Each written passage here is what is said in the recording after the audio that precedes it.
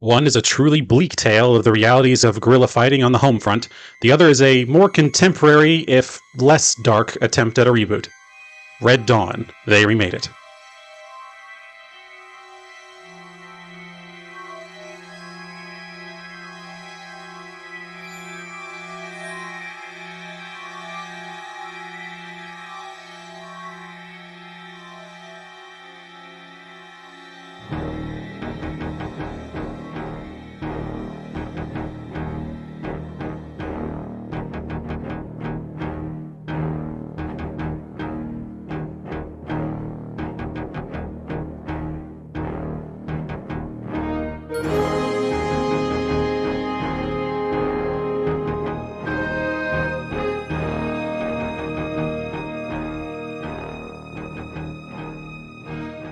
And welcome back to another episode of They Remade It. I'm your host, Stuart. And I'm your host, Jacob. And I'll just start this off, saying I apologize if I'm a little bit, more tired sounding today. It's been a combination of work, and also I got a pruning pole for my yard because I'm an adult now and I'm doing adult things like yard work. God, is it making my arms hurt? Yeah, it's finally time to get back into it, and what a time, because I guess you haven't really had a yard to take care of up to this point. I mean, I've had it at least a little bit in the past, but nothing to the extent I have now. I live in a very warm and humid area, so plant life grows like mad here. So I'm basically surrounded on all sides by massive trees that are all overgrown with vines. So it's finally the process of getting some of that cleared off has been a time and a half. I can only imagine. I've not had to take care of stuff like that for a few years now, thankfully. So this is the first time I've ever had to do it, so it's a nice learning experience. It's really fun. There's a little added point of danger that the power, like the line that brings power to our house, goes over our backyard, and there's more than a few trees that are growing kind of close to it. So I'm trying to prune them as much as I can without risking electrocuting myself. Yeah, let's not do that. But would you care to speak of what you've been watching this time around, or do you want me to go first, since I will probably have a very short list? Go ahead. And you go first. Also, you're doing the synopsis, so it'll help to have a break between. I like to do that. Yeah, that's true. But yeah, I haven't watched basically anything new. I'm going to be real because of two things. One, as always, work finds a new way to fuck with me, but that's its own deal. But the second being that a game called Legend of Zelda came out recently, and your buddy really likes that game, like a lot. I can only all of my free time, all of my fucking free time has gone into that game. I'm sure. General consensus. Yeah. I hate how much that game is just like, hey, here's all this shit to do. You're going to need all your time to do it. Like, it just kind of casually decided, hey, the entire overworld map? What if we just doubled that beneath it? And I'm like, okay, cool. I'll just be doing that now. So, it's been extremely fun, and oh god, send help. Yep, I still have not. I know my stance on open world stuff has been much more apparent in recent years, but it's like I own Breath of the Wild, and I own a physical copy of Tears of the Kingdom now. I have them both, and I have not played either because it's just like that's a commitment and a half that I don't think I'm ready for. I haven't been able to do that for years. Yeah, knowing your completionist attitude to it. This might be a unique challenge. Like, it's not an impossible thing. I know there are people who have truly 100%ed it several times, at least Breath of the Wild, at this point. But it's gonna take a minute. Oh, yeah. But, yeah, that's basically been all my free time. I enjoy the hell out of it, and I am in no way following the lead story. I'm fully just fucking around at this point. That's the point of those types of games. Yeah. I'm so over-leveled for everything. Like, I've done 2 of the... I think apparently there's a few more temples this time around, but I have no idea. This is only from secondhand accounts. I've only done 2 of them, and the rest of the time I've just been collecting absolutely everything. But yeah, that's been me. I am sorry that I am being boring this time around. What have you been doing?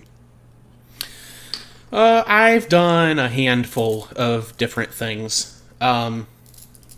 I have also been relatively busy with work and things, so Darn, I only made it to the theater once since our last recording. Only one new thing that I've seen. I went and I saw Guardians of the Galaxy Volume 3. Oh, all right, fair. Yep, because I'm not a huge Marvel person, but I've said it on here in the past that I do like the first movie a lot, and I like the second movie okay. So I figured I would go and see it. I thought it was all right, but it is really a lot of those MCU movies. Not that I've seen a lot of them. The only other one I've seen, I think, a part of this wave has been the Love and Thunder, which was awful. But they're all weighed down by the Infinity War stuff, and that sort of, it just has a negative effect on everything that comes after it. Everything is sort of homogenized, and it's all affected and intertwined in a way that obviously they were building up to all this time, but now there's just a knot in the middle of the universe that they cannot get rid of. And I don't think they, have any desire to get rid of it. But for something like Guardians, I was hoping it would get away from it a bit more so. I mean, like the first movie, obviously, Thanos is in the background, and the Infinity Stone is like the whole point of the plot, but that's before things got really crazy, and they still managed to do their own thing with it. But now with 3, we're fully weighed down by the effects and the events, and everyone is for the worse because of it. Like, I really think of those first 2 Guardians movies as just like, okay, this is just fun. We're separated from a good chunk of what's going on. It's still there, obviously, but this is just a fun time with characters that play well off each other. And I think the humor in Volume 3 works when it's there, but it's barely there. It is so miserable. And just... Oh, no. It just... The movie loathes itself, really. It feels like it hates itself for existing. Which is the whole point of it. People have been going around talking about it's because of the backstory of Rocket Raccoon and all the animal stuff. And I'm like, I get that, but I think that's like a fraction of the problem here. There's a lot more going on that I don't know. I mean, we've gotten to that point with the Marvel movies, as we have with the Marvel comics, that is, we've done all the jokey things, and now we've had so many serious things, we have to be like mature and do all these really intensive things now. But it's like, do we really have to do that? Right. Because, I mean, when you get down to it, like, the stakes in this movie are relatively high for the characters just because of, like, the relation to the backstory and the plot and whatever. But I will say at least they're not, trying to heighten things past, like, whatever Infinity War, whatever the fuck Eternals was trying to do. It's they're not pretending like this is the end of the universe. It's a threat that is personal to the characters. And I do appreciate that, because it gives more character introspective, and I think what's there does tend to work in general. It's just, I don't know, I didn't have fun with this movie. And not every movie has to be fun, but I kind of want my Guardians of the Galaxy movies to be fun. I don't know. Yeah. Yeah, so, I mean, this is just our way of, once again, saying Marvel can just please go away. Yes. I will say, I mean, it pulls, those movies, the Guardians movies, their characters and everything, they pull in a crowd for a reason. I mean, that Ant-Man Quantumanium shit the bed and fell off the charts extremely quickly, but Guardians Volume 3 has been number 1 at the box office 2 weeks in a row now. It was pretty much the only thing that was able to dethrone the Mario movie. So... Yeah. I mean, like, I think it's more just I think people enjoy it for the simple fact that the rest of the more recent Marvel movies have sucked ass. Yes. And, like, say what you want about this one, it's at least still the Guardians of the Galaxy at the end of the day, which is objectively the more fun part of the Marvel movie universe. Yeah, it's, I mean, all the characters that I like are here, and they have some banter occasionally, but they also are all very depressed. So... Let's maybe find some new shit that isn't all, like, traumatized out, because... Let's be real here. Can we, as Americans and potentially even citizens of the world, kind of come together and recognize, hey, I think we're all, like, a little traumatized right now at a minimum, just for one reason or another. Can we maybe just get back to the escapist thing? That's why we had all the escapist movies in the 80s, because we were ever constantly under threat of nuclear war. So maybe go back to that. That was nice. It's like, we don't need the serious, like, oh, now we have to think about the consequences of our actions. No, I want to just see cool, like, space stuff. or like in the case of the Dungeons and Dragons movie, cool fantasy stuff. Because that's what that did. That one did really well. I think that was incredible. It's everything the MCU wants to be these days. I would like to get back to a level of standard fiction where you can tell stories and you can iterate off of them in interesting ways, but I don't know, I'd like to get back to sort of a core archetype with a main villain. You know, you can only have so many Pixar movies where the villain is your parents not understanding you before I'm tapping my watch, you know. Yeah. Speaking of moving right along, I I went a little crazy, and I'm not going to go through them all, but I watched a good chunk of the Pixar library in similar vein to what I did with the mainline Disney movies 2 years ago, something like that. I'm still not done, and it's not like I'm sitting there shotgun marathoning them, you know, but it's just like every 2 or so nights, it's like, well, I'm not going to like go surfing for, you know, what dumb shit is populating this streamer or that. I'll just go to the Pixar well, because a number of these I have not seen in a long, long time.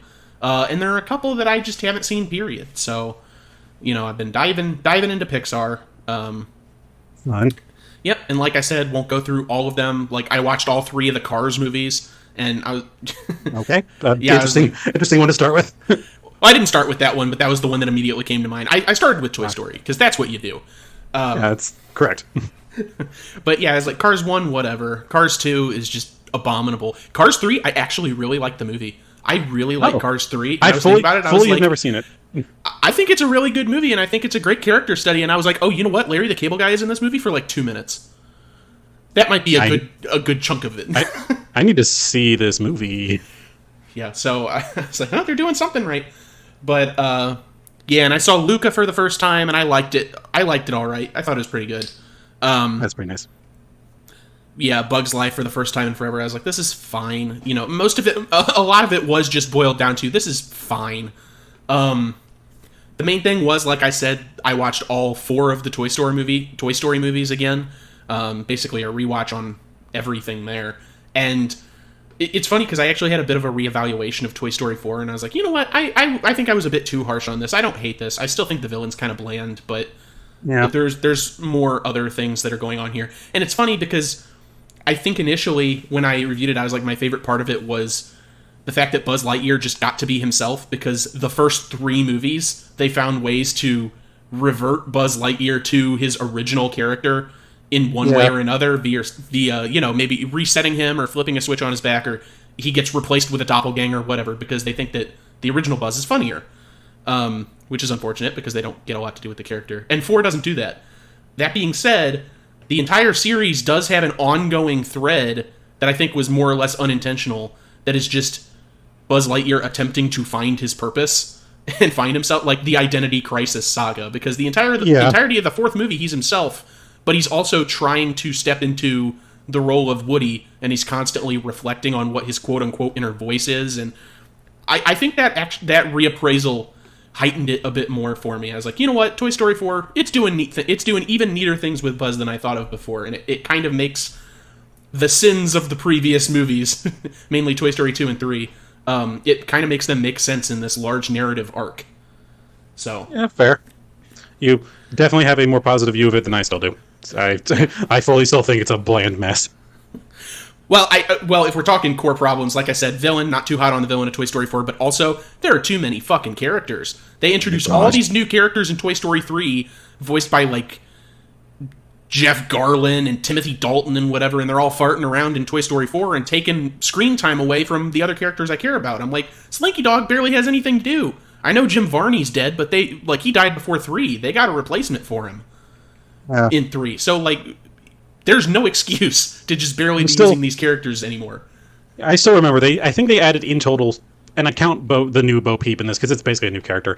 They added a total of 7 new named and voiced characters in Toy Story 4, on top of all of the other ones we had already learned about up to this point. Like, what on the name of God was the point? And that's not even to mention, there's early on in the movie, there's a scene where Woody gets thrown into the closet, and there's all these old toys, and it's just an excuse for Pixar to be like, hey, look at all this fucking money that we spent to get Mel Brooks and Carol Burnett, all these fucking people in this movie. It's like, this is unnecessary.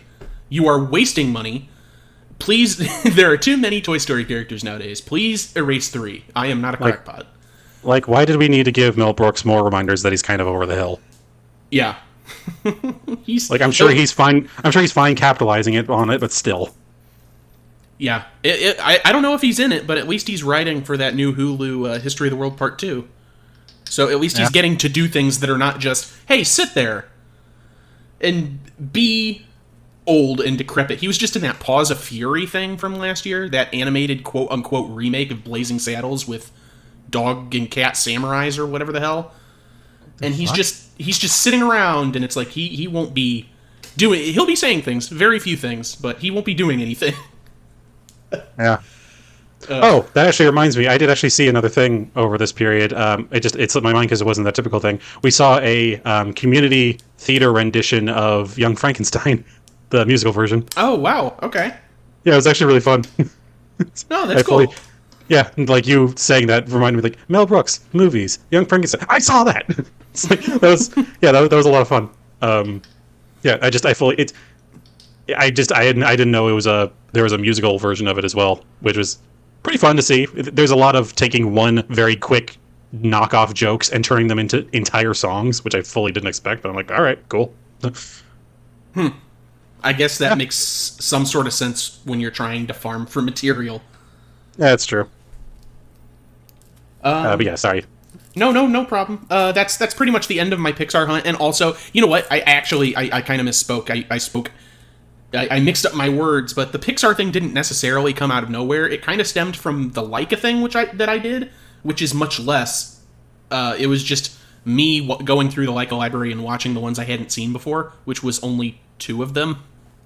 And also a Coraline rewatch, just because it had been the longest since I'd seen that one, which that one's still good. But yeah, so before Pixar, I did the Leica thing, and really it was just the Box Trolls and Missing Link were the 2 that I hadn't seen. But I was like, you know what, I should just cross those off, say that I've seen all their movies. So I went ahead and did that. Right. How were those? The new ones, I mean, the ones you hadn't seen. Oh, Missing Link was cute. It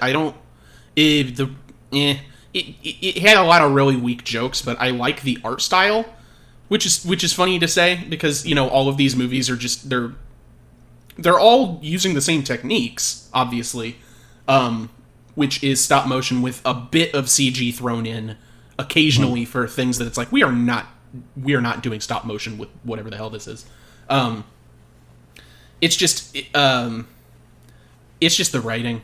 I don't think the story is very strong for that one. And then the Box Trolls was just boring. I was like, I don't like this movie. So yeah, was it worth which is sad to say, but yeah, it's like, was it worth it to watch those 2 movies? I don't know. I don't know. All right.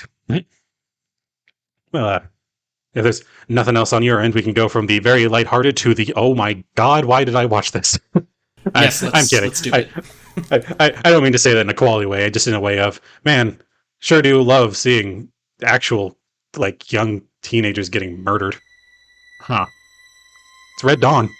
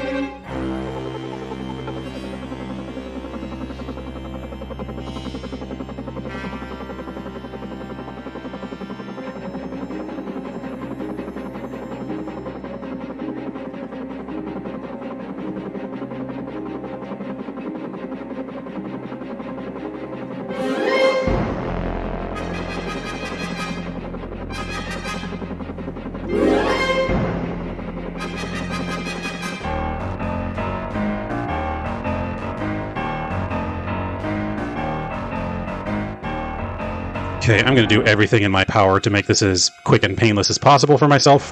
This is an extremely convoluted synopsis in really both cases.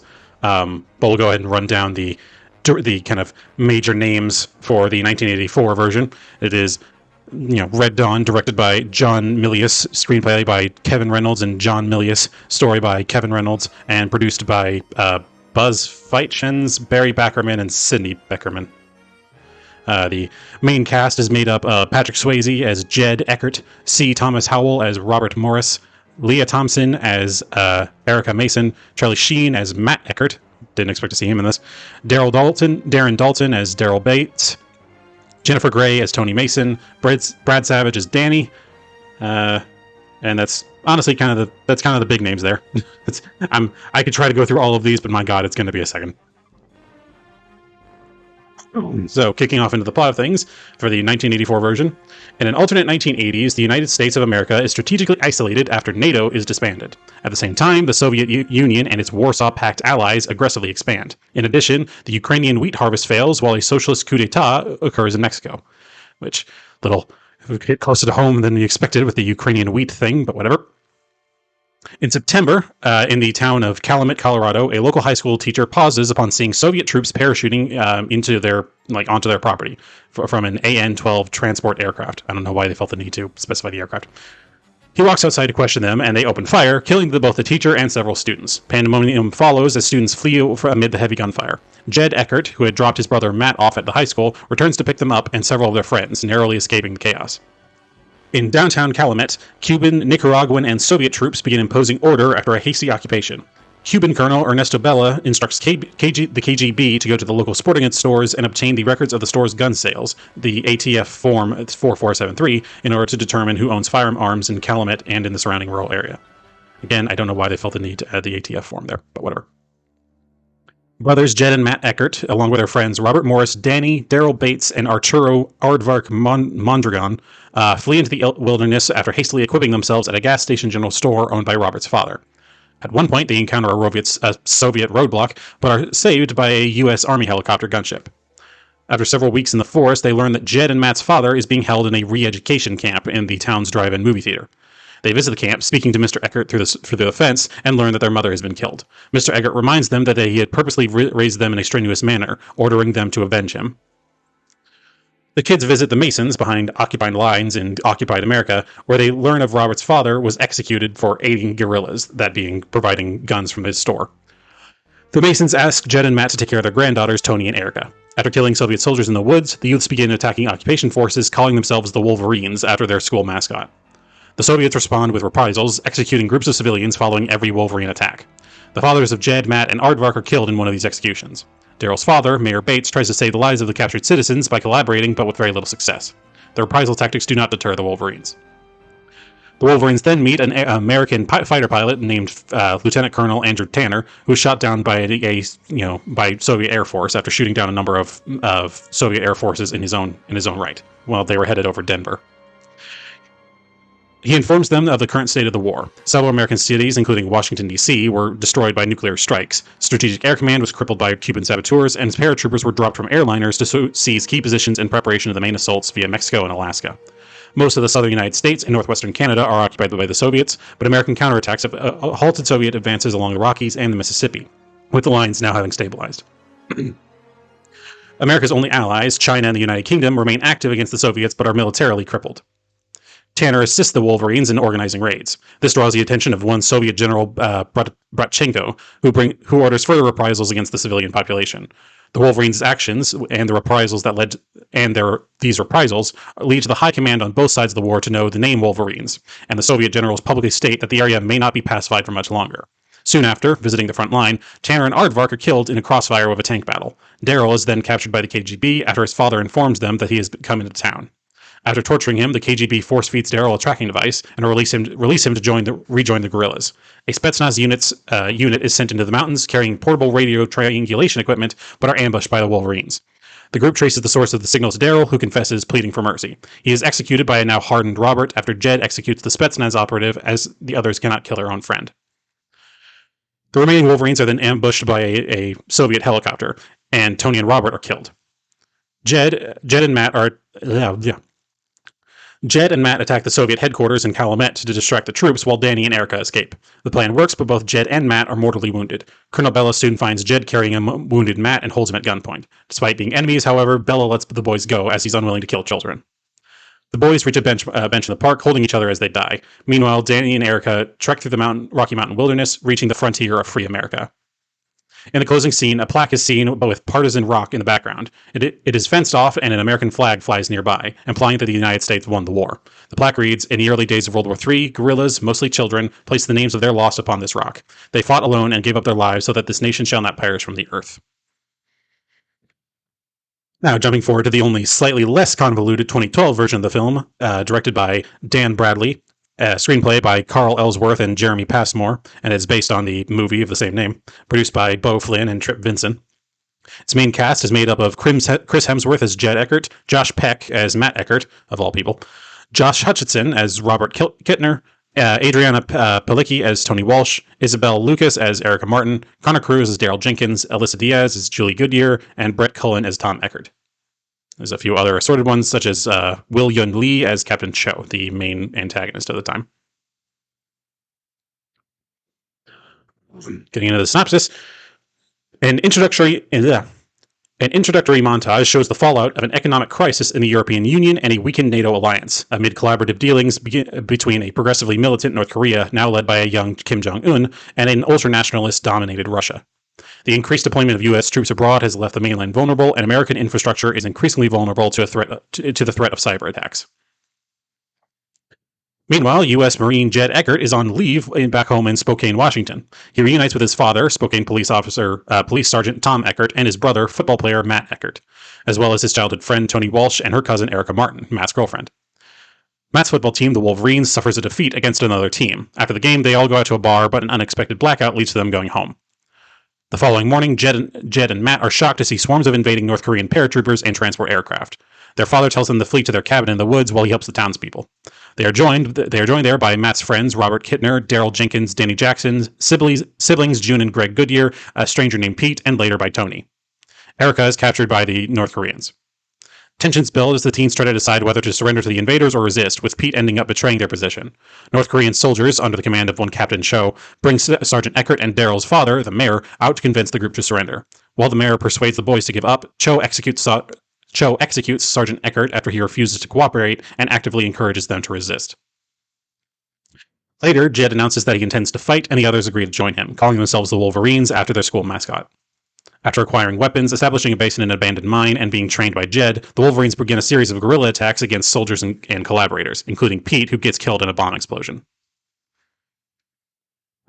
The Wolverines eventually encounter Marine Sergeant Major Andrew Tanner and two other Marines, Corporal Smith and Sergeant Hodges. They reveal that the Russian-backed North Korean invasion used an EMP weapon to cripple the U.S. electrical grid and military, followed by landings along the east and west coasts, with American counterattacks eventually halting their advances, leaving an area stretching from Michigan to Montana and Alabama to Arizona as quote-unquote free America, using the Rocky Mountains in the west and the Appalachians in the east as geographic buffers, as pockets of patriotic guerrillas in the Cascades and the Sierra Nevada mountains and in Florida also continue to fight on. They also reveal that Captain Cho's suitcase contains an EMP-resistant radio telephone that, if captured, would enable the U.S. command to listen in on the enemy's communications and gain a tactical advantage in any sort of counteroffensive. The Wolverines assist Tanner, Smith, and Hodges in infiltrating the local police station, the North Korean center of operations. They succeed in stealing the briefcase, with Jed avenging his father's death by killing Cho, though Hodges is also killed in the firefight. After they successfully escape with a suitcase, the Wolverines and the Marines regroup at a safe house. However, they are ambushed by Russian Spetsnaz, and Jed is killed in the firefight. Matt and the rest of the group escape with the briefcase. Robert realizes that during the escape from the police station, Daryl was tagged by a an underskin tracking device that the Russians had used to find them. After some thought, Daryl accepts the fact that he cannot go on with them and decides to stay behind while the rest continue to the Marines' extraction point. Tanner and Smith depart in a UH-1 helicopter with the suitcase. The remaining Wolverines decide to stay behind and continue to fight, recruiting more members and raiding prisoner camps, with Matt now leading the effort to continue opposing the occupation. The flag of Free America is carried by patriots during a raid on a North Korean concentration camp in the final shot of the film. Man, I should never assume that war-related movies, especially in the Cold War era or adjacent, are ever going to be simple to talk about. So that's on me, I guess, for picking. No, what are you going to do? It's the topic at hand. I don't know if you thought this was like a comedy or something, but I mean, I didn't think it was all of that. but yeah, let's go ahead and get into all of that with a quick full circle. Hallelujah.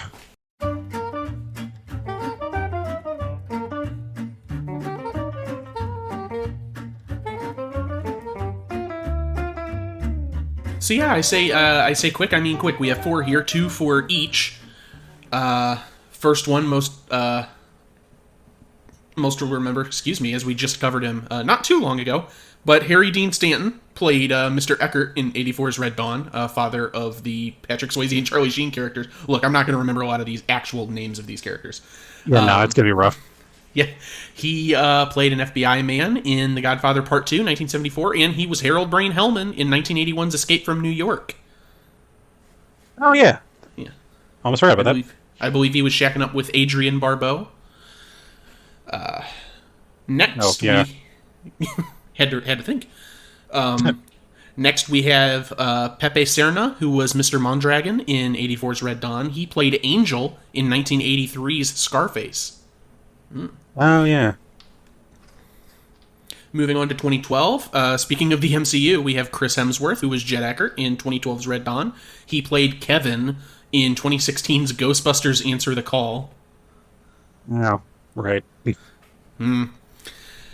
And we have Will Yun Lee, who was Captain Cho in 2012's Red Dawn, and he was Merrick in 2012's Total Recall. So, he was in 2 big Hollywood productions that year. He's a guy. 2 remakes, too. So, oh, yeah. Well, sucks for him, I guess. yeah. Always a remake, never the original. But that is it for Full Circle. Alrighty. Do you have any initial thoughts while my fucking throat recovers for a minute? My God. Well, I believe I mentioned this briefly off mic to you when you told me we were going to do this movie. It's actually funny. I completely forgot there was a remake to this in 2012. But there was a good period of time when I was in middle school, maybe about 8 or 9 months, where the 1984 Red Dawn was like my favorite movie. Oh, yeah, I remember that. I remember you saying so. My dad bought one of those crappy 2-pack DVDs from Walmart. It had Red Dawn, and I can't remember the other one. I think it was like U.S. SEALs or something. Some awful movie that I barely remember. But I really took to Red Dawn, and I watched it a bunch of times, too, just because, I don't know, I was in middle school. So there was this strong, like, teenage power, while everyone's getting just murdered in war. I fully, like, I don't want to hear your thought too bad with this, but I'll talk about this a lot, I'm sure. But man, I really did not expect it to be so goddamn bleak as it was. My God. Yeah, that comes into something that I had read about this, which was that when the movie was initially penned, I think that, firstly, to make it more impactful, they weren't supposed to be teens. They were, I guess, tweens. They were supposed to be younger. Jesus.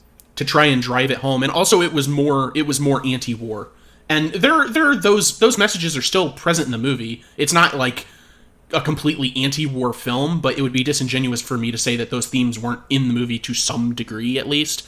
But they really took the script and they turned it into a teen Rambo, is what I think they put it as. That pleased MGM more, I think, when they were making this. And I definitely feel like the anti-war message may have been lost at least a little bit in this, for the simple fact of this really does feel like every, like, ultra gun nuts, like, wet dream come true with this one of basically being like, see, this is why we need them. And there's several points in the movie where they kind of make a point of that. And I know ultimately, like, with how bleak it becomes and how much it's just like we're watching, like, straight up watching civilians being executed and tossed into, like, mass graves. And just watching, teenagers have to kill each other at one point. It at least has that feel of, there's definitely some anti-war stuff in here, but no more than any other major movie, it feels like it in certain cases. It just definitely hits harder in this one. No, yeah, and I think a big chunk of that, well, obviously, Teenage Rambo is a big chunk of that, but also the fact that the movie is portraying an occupation on home turf. So Yeah. it's like, you want to root for your home team, don't you? And it's like, well, I don't not want to do that, I guess. At the So same time, I wish I didn't have to root for them in the first place here. right, and I think there's some of that peeks through occasionally, like when he's reading, what's his name is reading the letter about I'm gonna be putting in my resignation from this because he can't do it anymore, and when Colonel Bellwell lets Swayze and Charlie Sheen go, there's tiny bits of that where it's like the humanization of people because they are just people, but it's not like that's the entire point of the movie. Yeah.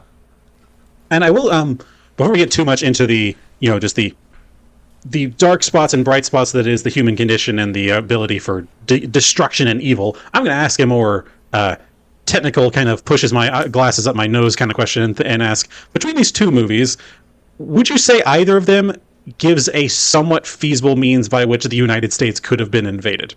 Because I have always loved that sort of alternate history stuff, and both in their own way have to have some amount of revisionist history in order to make it possible, but do you think either of them does enough? Like, between each of them, were you at any point where you're like, okay, yeah, this is feasible, or, oh, this is pure bullshit? Based on what was presented, I'll be honest, Yeah. I don't remember a lot that goes into the explanation of the 2012 movie necessarily, but Yeah.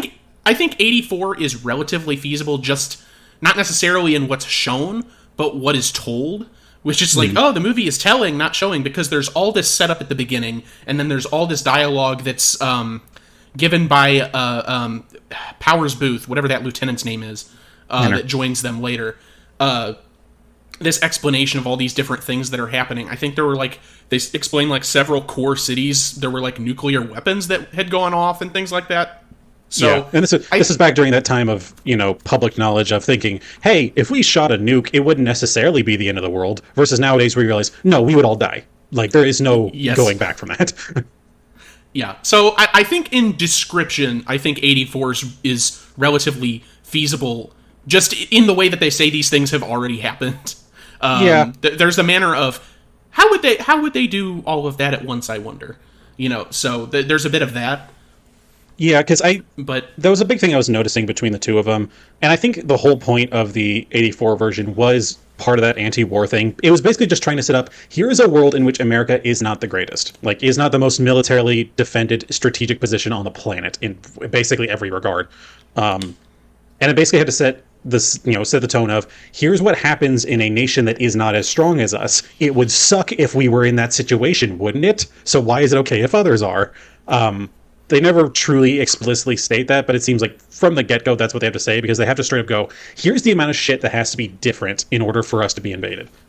NATO has to be NATO has to be gone. All of our allies have to be weak and folded or otherwise have left us. Russia has to have actually gotten its shit together and gotten together with other powers, and those other powers have to have also gotten their own collective shit together. And so I like it just them going straight off, here's the amount that has to happen in order for this to be feasible. And then they have the 2012 one where it feels like it's trying to kind of have a moment of oh, this is kind of our true world today. Imagine, are we truly so safe over here? With all these different things, this Kim Jong-un guy, he seems new. He might be more tough and strong than his dad. And now we're just sitting here in 2023 with the benefit of hindsight. No, none of that was even remotely true. And it's just the thought of all this stuff it seems quaint when you kind of look back on it, being yeah, no, there's no way on any fucking universe that this is feasible. And it also comes to a point that this is I didn't do a lot. I sometimes do a bit of trivia searching for these, but the brief one that I saw about this one was that apparently the original version of this had the main enemy be China and not North Korea, and there was actually a lot of they apparently had to change it partway through production to reflect that change, because everyone was maybe we shouldn't go pointing fingers like this at the other current world power of the day. They could do that back in 84, because everyone knew, yeah, we all hate each other's guts so much, we can just say whatever the fuck we want about each other. What are you going to do? Whereas nowadays, it's we actually have a lot of trade going on with China. We should maybe not start pushing that. And also, just from a studio perspective, it's oh, what? So we're just not going to sell this movie to China at all? Why don't we make it someone else that's Why don't we make it someone else that's dangerous, that the people don't watch our movies for various reasons? So yeah, and plus, most other nations can collectively go, yeah, they suck. So it's so there's definitely that because I think that's also part of kind of the disconnect for me is that recognition of like that very that shot that was in all the trailers for the remake of like watching just waves of transport aircraft flying over just like over their neighborhood and whatever. It's like that's like how big do you think North Korea is and how much military do you think they have? It's like that kind of just broke me when I first saw that. It's like, okay, no.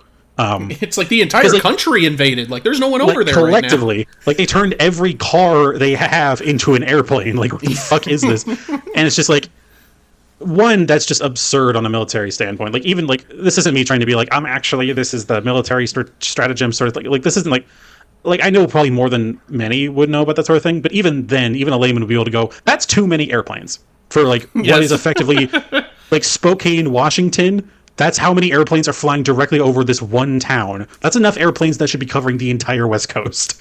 And it's just so they had a shot for the trailer. Because I'm juxtaposing that with like the beginning of the original where we just see a few guys just land and then more come and then more. And we never actually really see that many aircraft, especially because, they jump from a pretty high place. You don't see so many aircraft from where we are on the ground. And it felt very viscerally real because, like, yeah, there's that moment of kind of confusion of who are these guys just jumping in here, and then you realize, oh, there's only a few people, but they all have machine guns. That means that's bad.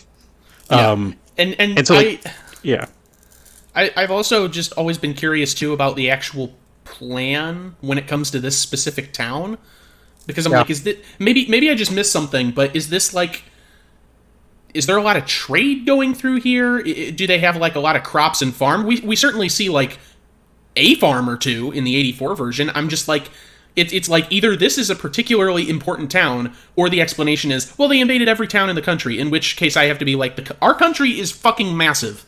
So yeah, like that I didn't even think about that. Why are they here in Colorado? Why are they in bumfuck Colorado? Like, even Spokane, Washington makes more sense because, yeah, Washington State... True. It's a coastal state. Like, that's going to be a major point of contention no matter what. Having some amount of like people land there, yeah, that makes sense. But and the fact that Spokane, I don't think Spokane's the capital of Colorado. I think that is Denver. Yeah, it's Denver. Is. But still, I know Spokane's big enough to. I just said Denver. I meant Seattle. I'm sorry. I'm thinking of the other. Oh well, you said Colorado. You said Colorado. I was like, no. It's I'm thinking Colorado. Washington. You're right. Washington. Yeah, Denver is the capital of Colorado, but Spokane is not the capital of Washington. It's a whole other Olympia. Thing. Yes, thank you. But it's at least a big enough name that I know it just offhand. So it's at least a big enough suburb at the very least that, yeah, there probably needs to be some amount of occupation force. But yeah, Calumet, Colorado, which just appears, their biggest thing is just that they're right on the edge of like a national park, or at least a national forest. And it's like, I'm truly with you. Like, I don't get why this one was like, I think it's meant to be like, again, that message of, oh, it could happen anywhere. Like, imagine you were just living your life in a place you would think is uneventful, and then people decide, hey, we're going to come in here and shoot people. Like, I think that's ultimately the point. But then once you get back into the logic of it, yeah, no, it makes no goddamn sense. I happened to look up Calumet, Colorado as well, and it's just, former mining town. But it's a ghost town now. It's literally described as a ghost town. People don't live there. Which I find hard to believe. I feel like there'd be people that'd be like, I live in the town from this major motion picture. And it's not like DC or something. New York City. To be fair, when it comes to the Heartlands, unless there's a genuine reason to be there, no one's going to fucking be there. Like, there's the famous... true, if no one's developing. This is completely tangential, and if it ends up just being worthy of being cut, fine, so be it. But there's like the famous... there's the famous failed town. I don't remember the name of it. But there was something they did back in like the early 40s or 50s or something where this group decided to take a perfect cutout of the contiguous United States and try to balance it on a pin, like on a single pole, to see where the like balanced geographic center of the country was. And it ended up being like some town like maybe Kansas or something. It was some town like in the middle, like obviously just the heartlands of the country. And it was right near this one particular town. And they're like, oh my God, this is incredible. Once the news goes out, everyone's going to want to come here. We're the center of the country. And they built all this infrastructure, all these hotels and everything, and fucking nobody came. Because it's like, why the fuck would we come to the middle of nowhere to learn about nothing?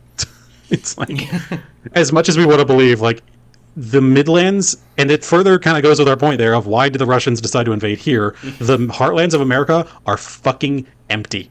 There is nothing there. I think maybe there's a very brief throwaway line that the Colonel Tanner says to the kids that one of the things they knocked out was like missile silos that are out there in the heartlands, like out near the Rockies.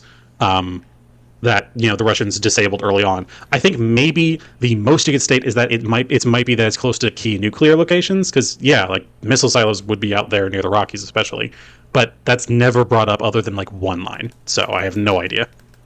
I like at this point that we're also just bitching about the specifics of this as if to not bring up the fact of, I mean, the whole concept is batty. like I said at the beginning of it, they have to give so much like asterisk of here's what is needed to happen or in order for any of this to even begin to be feasible, because it's like we're probably the most well geographically positioned world power on the planet because we're in the middle of an ocean on our own right, and we have either allies to our north or weakened forces to our south, so we're fine. You're right. We're being awfully petty right now. Let's complain about something that actually matters. For those who have not seen the 2012 Red Dawn, there's a fucking Subway commercial in the middle of the movie. Oh my god. Is very jarring and takes me out of it. I think that Dunkachino in Jack and Jill was handled with more tact and grace than their product placement. Yeah, I don't... Man, this really just kind of shows the state of movies in general whenever you see this sort of thing, where it's like, I'm sure there's some level of advertisement in the original one as well, but like, it's rarely this bad, especially as tone deaf as this, considering the circumstances. I mean, it used to be simpler with most things. Obviously, there are outliers. Mac and Me is just a McDonald's commercial, but yeah, I mean, come on. I mean, a lot of movies, their product placement is just the product is briefly shown, and who cares? Right. I'm watching Cuba Gooding Jr. in Snow Dogs, and he grabs a box of Fruit Loops out of the pantry. Like, that's not taking me out of anything, but to, like, run into a Subway with the massive sign display to get food made, and to call the person behind the counter a sandwich artist, that's just a Subway... It feels like not even an SN... It feels like a Mad TV skit, or like a Robot Chicken thing. Like, remember Red Dawn? What if when they went into the city to get supplies, they waited in line at Long John Silver's? That might be funny, I think. What's the movie? I think it's Looney Tunes Back in Action, where they have a moment where they just like are wandering in the desert. It's like Brendan Fraser and the other lady, and then just actually Bugs and Daffy with them. And they're wandering through the desert, and they see a mirage, and it's of an actual brick and mortar Walmart. And they walk in, and it's an actual Walmart, and they walk out, and they're like, "Man, thank goodness Walmart gave us all these things so long as we talked about how much we love Walmart." And they just move on with the movie after that. That felt better handled than this.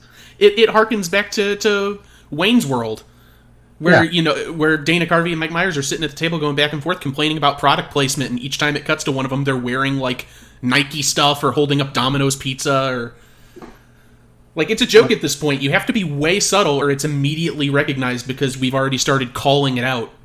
Yeah, because I remember seeing because it took me the longest time to remember where I had seen bits of it before, but I've seen a pair of GIFs circulated several times of like that scene of like Josh Hutcherson's character like telling him to get bring him like food and like bread and stuff, and for the longest time I was like, what the fuck is this from? This is like a really weird scene from like the Hunger Games movies.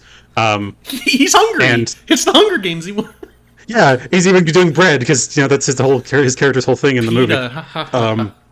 But like, I don't know, it was just like I finally saw it, I was like, oh, that's right, that's what that's from. It somehow makes less sense now, even with the context. It's funny because I have never seen that gift set before, so I was watching the movie and I was just like, what? Why? What are we doing? I mean, to be fair, it was years ago, and I was only like, I've seen this before somehow, and I don't know why. But yeah, it's just, and I recognize we're waffling a little bit here, but it's just, we're kind of, that really is kind of the big thing here is, it's going to be easy kind of determining which of these is ultimately the better movie, but it's for different reasons than normal. It's not necessarily a quality thing. It's for the fact that the original takes its thesis so damn seriously that it's hard to fault it beyond certain things. Like, yeah, the fact that it's in the middle of nowhere, that's a big plot hole, but it becomes secondary to the fact of we're watching actual children, like teenagers, yeah, but children by their own rights, having to fight a war and watching their families get gunned down for their actions. And just all this shit, and having to execute friends and watching loved ones die. And meanwhile, we have the remake that has like this absurd intro thesis of how this was even possible, of having a truly absurd number of aircraft over one fucking town, and have an honest to god like having an honest to god subway commercial in the middle of it, and also just Josh Peck as like the main one of the main characters. Like, Yes. I got it. Like, no, like obviously, yeah. There's a lot of jokes to be said about Charlie Sheen as one of the main characters in the original. Yeah, whatever. Yuck it up. But like, I I wish Josh Peck would have had a better time of it up to this point in his life. But my God, man, he does not fit in this movie. It's like it's rough. Yeah, it feels strange, and yeah, I don't want to say I'm necessarily trying to waffle either, just because firstly, I would be remiss if I hadn't mentioned the Subway commercial. But I know I'm glad you did, because I honestly kind of blocked it out of my memory for a bit. If we want to get down to the brass tacks of it, I mentioned this earlier when you had presented what your opening stinger would be, and it's like I wonder how much I can call either of these movies having a synopsis. And they do in the general sense, and you certainly spoke a lot of words at me, but it's a general plot for 84. Mm-hmm. But if you break it down, it's just a bunch of stuff that happens until near the end. And I'm not saying that's like necessarily a bad thing. There's plenty of movies that I like that do that too. It's just like there's not this huge overarching story that I could think of. It's like we're in this set piece now. Oh, we lost this individual who was in our party, and so now the dynamic is going to be different. Which, to be fair, is kind of how war is when you get right down to it. It's not really like a grand like we have one particular goal. No, sure, I get that, and again, I don't have a problem with that. I just I'm saying that as a means to compare it to the 2012 movie, which I think recognized that, and so they tried to build in all this additional interpersonal character drama between these people, where you'll get a scene or two in the 84 version, especially when shit first breaks out, of people having little spats about what should be done, or the actual killing of the I don't remember, the Daryl character, I guess, was it? Yeah, I think so. Yeah, because of the tracker that he had.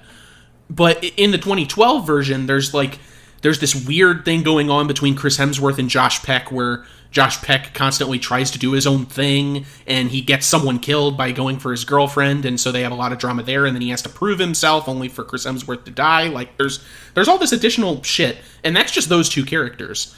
Like, they bring in a bit more with... because the stand-in for Lieutenant Tanner in the 2012 movies is like 3 or 4 different people, all these different sergeants that also bring their own different interpersonal stuff into the mix. It's not like heavy conflicts, but all this shit is going on, and I'm like, I don't really care about your drama right now. We're at war. It's weird to kind of recognize that, because the original is a full, like, right at 2 hours. The remake is a full half hour shorter, which you don't expect with remakes all the time. Like, normally it's like the new one is, at least in our experience, the new one has typically been a little bit longer, or right around the same amount of time.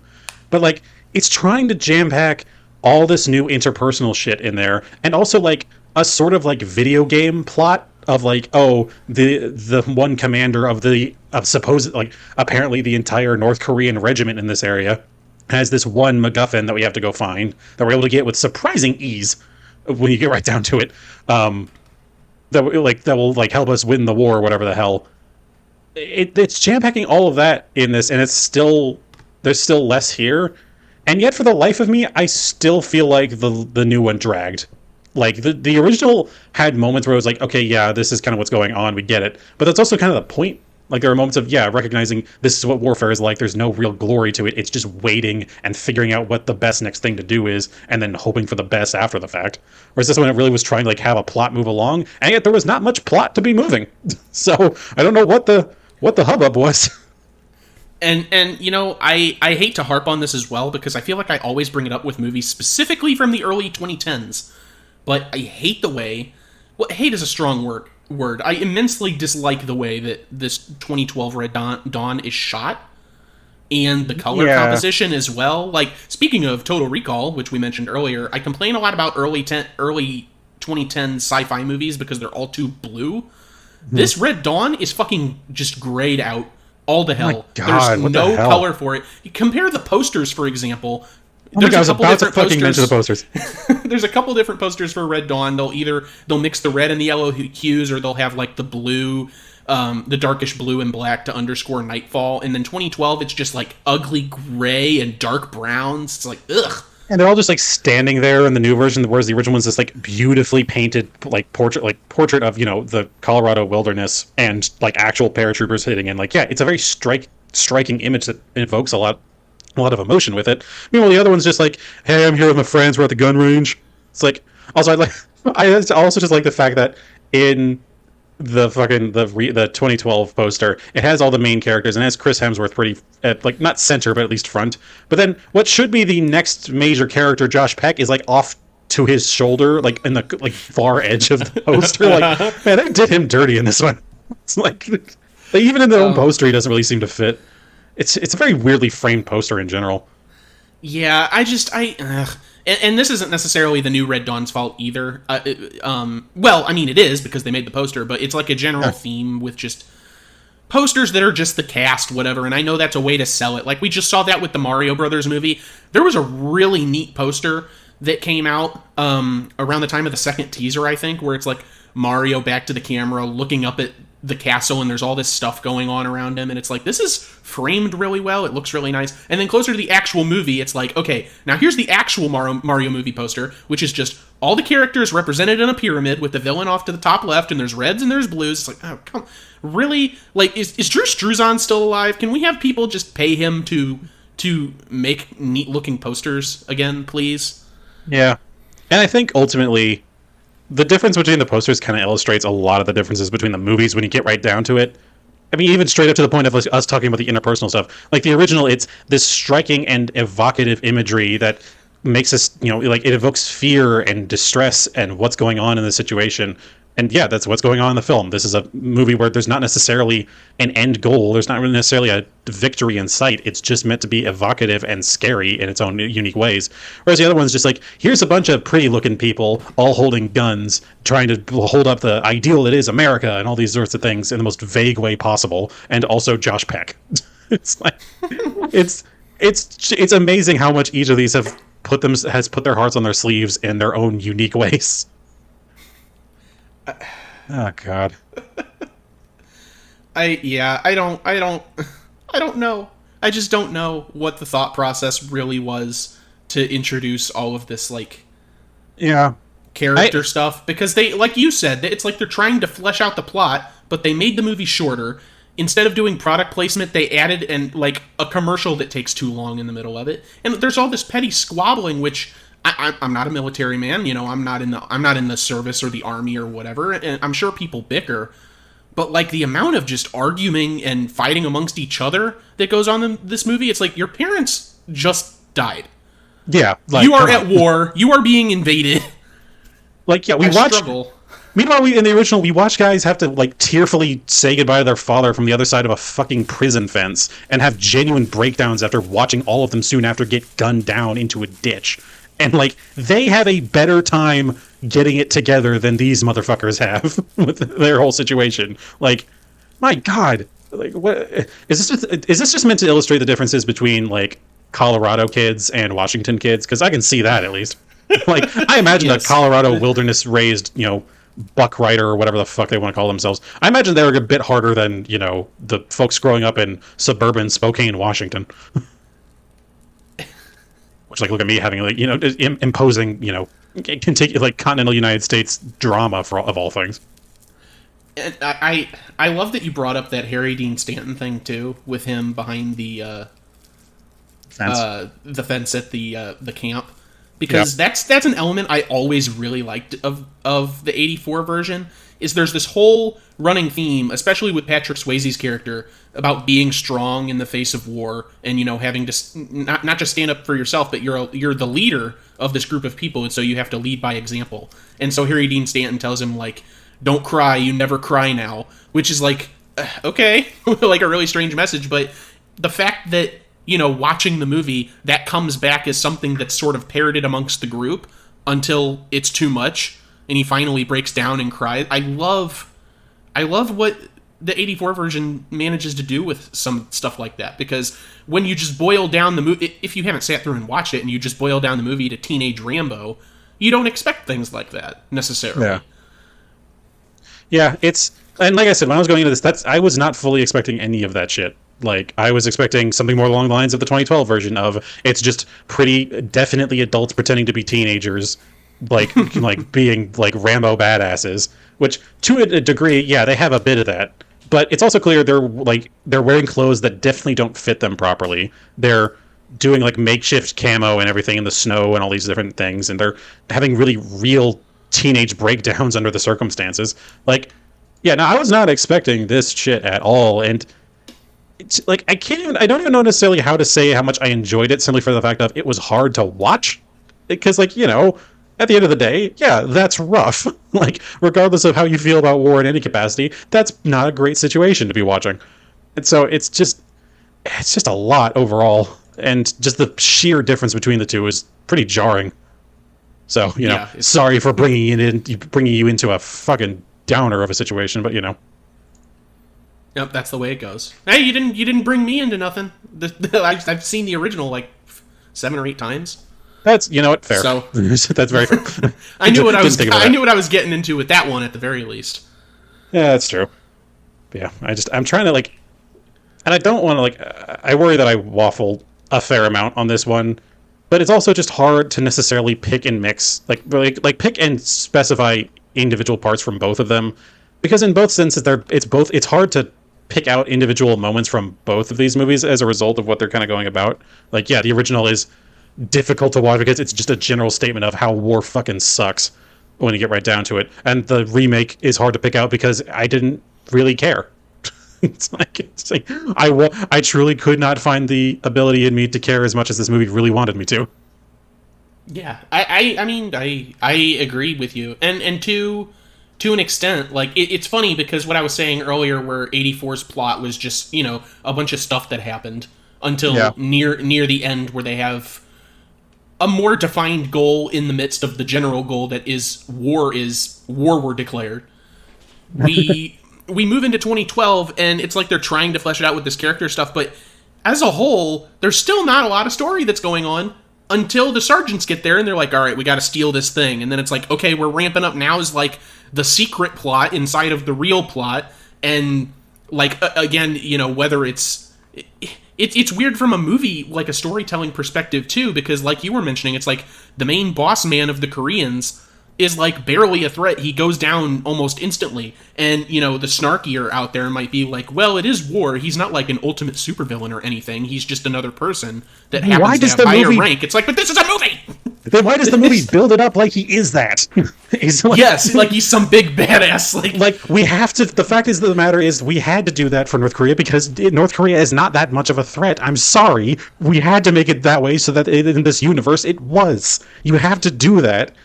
It's just. I think the biggest thing here. Then there's no payoff, I guess. Right. I think the biggest thing here for me is the fact that it was trying to have a movie that was focused on more of the characters, but the characters suck.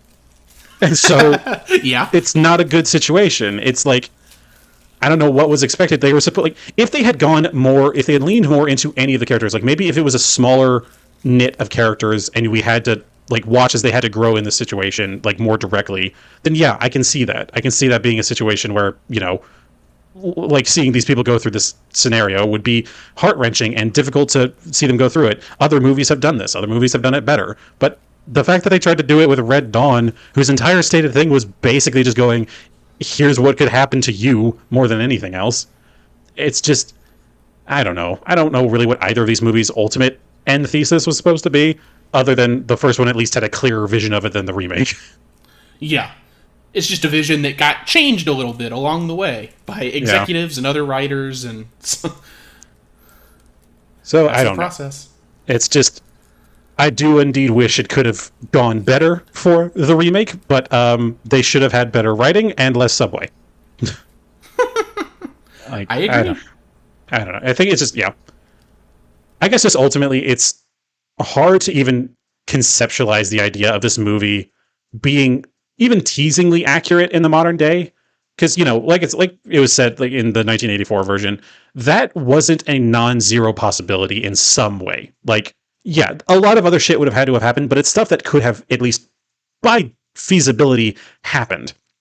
But all the stuff going on that is required for a modern world to have an invasion on the scale that it portrays in either of these films is beyond the point of belief, is beyond the suspension of disbelief that we can get to at this point. Like, there really is no, that world is long gone for basically anyone in the basic headspace of the modern era. And so I think they were just having an uphill battle to begin with trying to remake this, because like I don't know what other way they could have.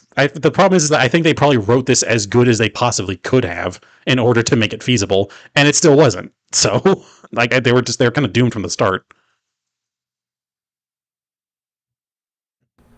I don't know. It's just this is something that's like early on in the show we kind of talked about, like, and it was an idea that we kind of just dropped early on or just didn't really address too much.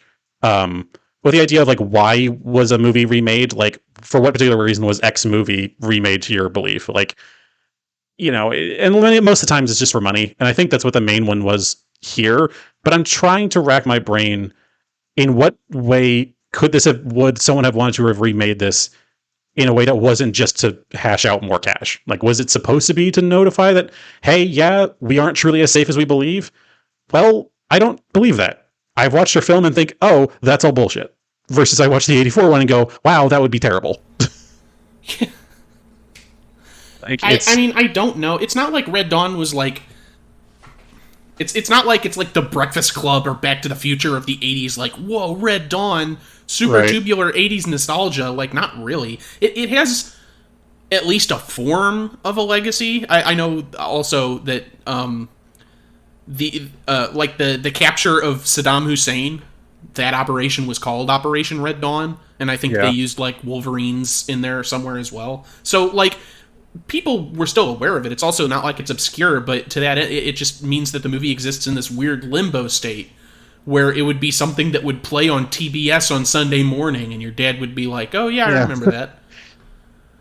Red Dawn and DC Cab right next to one another. Yeah, and it's just like, and it kind of also goes to that point of, even on a politicization, I think is a word. The politicizing effect of both of these films. Well, like I said early on with the original, it still very much felt like there was a certain hand of gun nut wet dream going on with it, of going like, yeah, this is why we have to be prepared for this inevitable thing.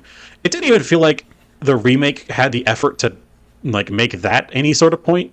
Like, it really did. Like, I think it maybe brings it up a little of like the idea of like, like Second Amendment rights or bullshit like that or whatever, but nothing to the tone that it seems to bring up for the original. Like, yeah, both movies have guns, but the original definitely is like, oh, we survived the initial part of it because we had our guns, whereas the new one's just kind of like, okay, so we have a few and we're just making do with the situation, and now we have their guns, we're good.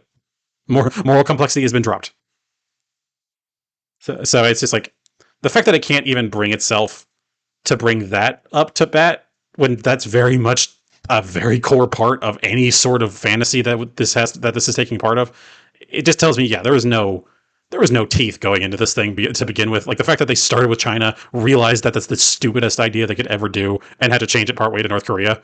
And I'm almost certain that this had to have happened so partway through filming that there is more than one situation where I swear to God, in the modern version, that they dubbed over certain people for like the North Korean soldiers. They definitely dubbed over a few with what they were saying from another person saying it. They definitely did it in the original. Like, that was blatantly obvious. Like, it's blatantly obvious the actor they had either didn't speak Spanish, Russian, or both. But there were definitely moments where it was present in the 2012 version as well, which is like, it just tells me, yeah, they changed this so partway through production that they had already shot that scene and had to edit it, like had to do it in post to change it from Chinese to North Korean. Yeah, I wow. I mean, ADR is certainly a natural part of the process, but if once it becomes like too notable, it's like something went on in production. Right. It's like, what's the thing? It's like, the best sort of editing is the kind of editing you never notice. Well, I noticed it. I noticed it a lot. Yeah. So yeah, it's got to be seamless. Well, the only reason to not have seamless editing is if editing is the point. Right. Yeah. Well, yeah. Obviously, but I don't think that was like, show me the point in the movie. Show me the point that is in Red Dawn 2012. Because my God, I couldn't tell you what it is. I guess even in the original one, beyond the war thing, it's basically just going, man, those Russians, they're assholes, huh? But also the Nicaraguans and Cubans for some reason. Yes, we were in the missile crisis. Well, we weren't, but we had the missile crisis. Yeah. It's like, remember that? Remember that from the news? Well, it's back in a big. What if Cuba had gotten way worse?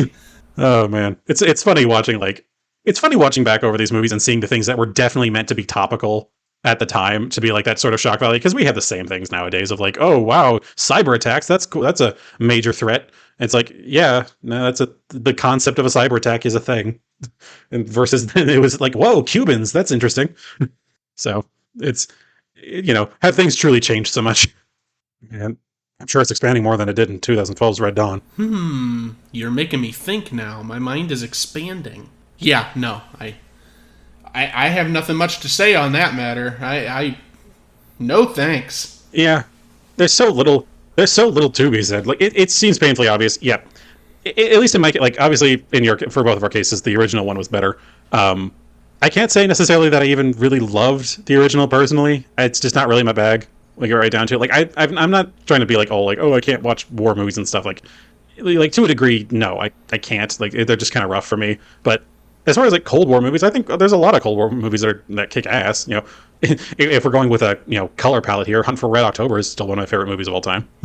Right, and you love Steven Spielberg, at least original stuff, and exactly. That motherfucker's made like 10 World War II movies at this point. Yeah, my God. So yeah, it's, I don't know. I can't even say I wish that the 2012 one was better, because I really don't care. It seems so inconsequential, and just seeing all these. It really just comes back to like the poster and just the people they have cast. It's just looking at this and just seeing these just such conventionally grizzled, attractive people. Just, I look at that and go, man, this really just is like the runoff effect from like the Hunger Games and shit, isn't it? Of just like whoa, these really attractive people doing these really crazy things. It's like, it just makes it all feel kind of bland, Like the original one, it didn't seem like anyone in particular was trying to go for looks. They were just kind of going for the fact of, yeah, these are pretty young folks and they seem cool enough, but otherwise that's not really the point, is it? Right. So, which is why I hate to say, like, it's not like he was one of the. Oh my God, this is definitely a tangent, but it's not like he was one of the main, cast of teenagers in '84's Red Dawn, but like Harry Dean Stanton, for the amount of time he shows up in the movie, I hate to say it, it's like, just watching it is like, wow, that's a face that yeah, they would just not let be in movies anymore. And I hate feeling that way, but like, even in a secondary part as someone's father, it's like, you're a bit too rugged looking. I don't know about that. Like, you have to have some amount of clout at this point to be able to get away with stuff like that. But I said that with the intention of having a point to say by the end of that sentence, but I really don't. I fully just kind of was like, yeah, movies, actors, some are pretty. They're usually boring when it's just pretty people. What a point. I think a point was made. How these movies are weird. I fully didn't expect this. Yeah, sorry. I feel more waffly than general on this one, but honestly, what can be said? I feel like the 1984 version was one of the more quintessentially 1980s movies you could get of, that sort of, it's semi like teen hero thing with like, Cold War angle going on with it. Like, yeah, I felt like everything had that to some degree. It's just, this is what happened if both of those aspects reach critical mass. It's like, oh, here's like when you take Cold War intrigue movie and teenage heroic movie, turn each of them up to the maximum, and then throw them at each other as hard as you can. That's this movie. Yeah, and I hate to say it because it's such a stock thing at this point, but it's like, it's a bland movie in many ways is worse than an objectively bad movie, quote unquote. And that's all I feel about the 2012. That's why it was so hard for me to speak to things that weren't generalizations. It's I didn't retain a lot from the movie. That's why I had like a huge point on bringing up the subway thing, because that's like the point of the movie to me. Like, everything else around it is just filler.